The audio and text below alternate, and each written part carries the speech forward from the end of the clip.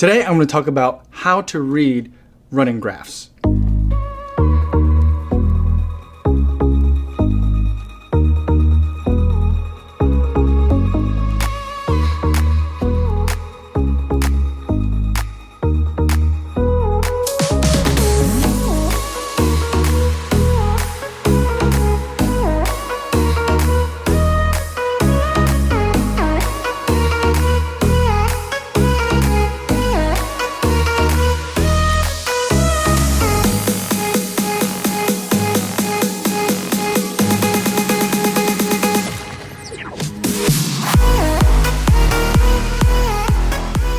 5.69 miles, 7 minutes, 33 seconds per mile overall for the day on a speed work Thursday with the team out on the 606. A humid day, but a good hard workout day nonetheless.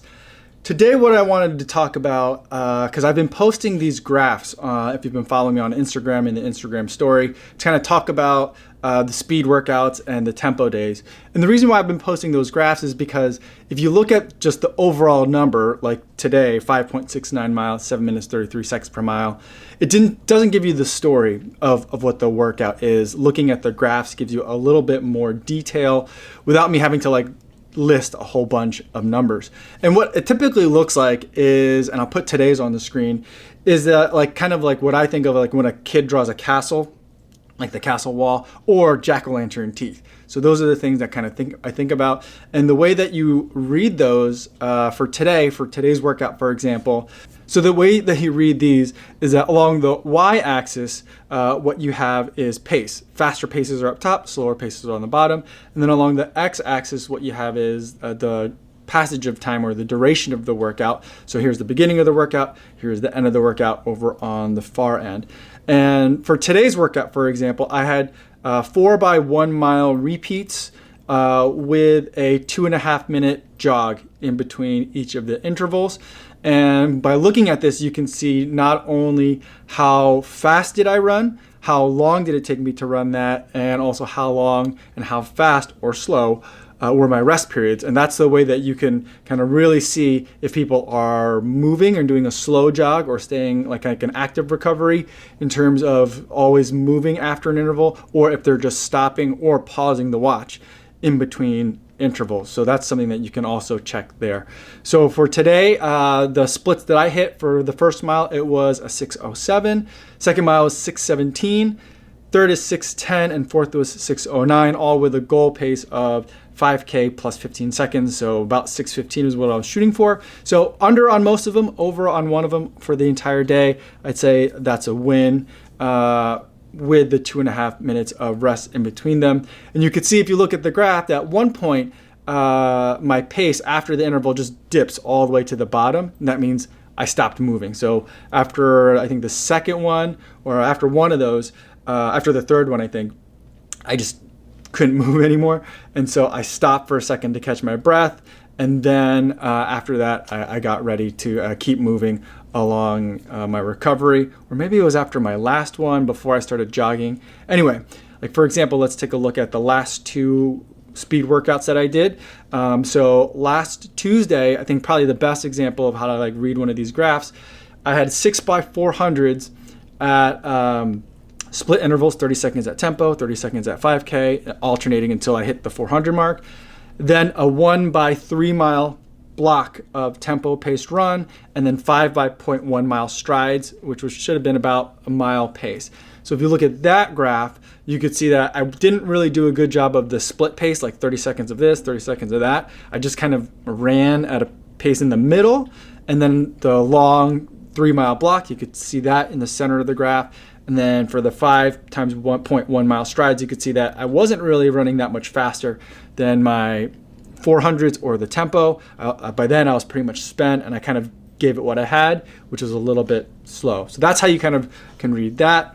Go back, the last Thursday's workout was a total of 7 800 meter repeats. The first one being at 10K pace, and the next 6 at a half a mile at 5K pace. And so you could see kind of the paces, again, aren't that different. So with these fine differences in pace, I'm usually not that great at it. Although I also suspect that if I had a little bit the ability to zoom in on the map and like reduce and adjust the scale a little bit better. Probably if I exported the data, put it into Excel, then tinkered with it, I could probably do that. A little bit more effort than I'm willing to put into it, but I think you might see the fine gradations a little bit better. But for the most part, a lot of these paces are still really fast for me, so it's just a hard effort for a lot of these, and I'm kind of hoping that I'm hitting it, and I really frequently check my watch to see where I'm at and make micro adjustments as I go, and I think that reflects in some of the graphs that you're seeing. So hopefully that makes sense in terms of how you read those graphs. I think what's important not only to have those graphs, is to then overlay data on top of it. So I can overlay like heart rate information on top of the workout, and that way I can see like, are there changes in my pace as the heart rate changes, or if you can overlay power number, heart rate, and pace, or even elevation data. That could also be useful too if you're running hills, if you're running a hilly terrain for the course of your run and trying to figure out how can I keep dying at these certain points, what's going on with the pace. It gives you a little bit more insight as to not only how fast are you running, but why are you running that pace? Why are certain things happening? So that's why those graphs are important. That's why those graphs are available in a lot of tools that you're using to track your metrics. And hopefully that makes it a little bit clearer when I post those, what those mean, or if you see those in other places on Instagram, or on YouTube, what does that mean? Or if you want to start looking at your own data in that kind of way, now you have hopefully a little bit more of a foundation in terms of what do some of, not just the numbers mean, but what do these graphs mean?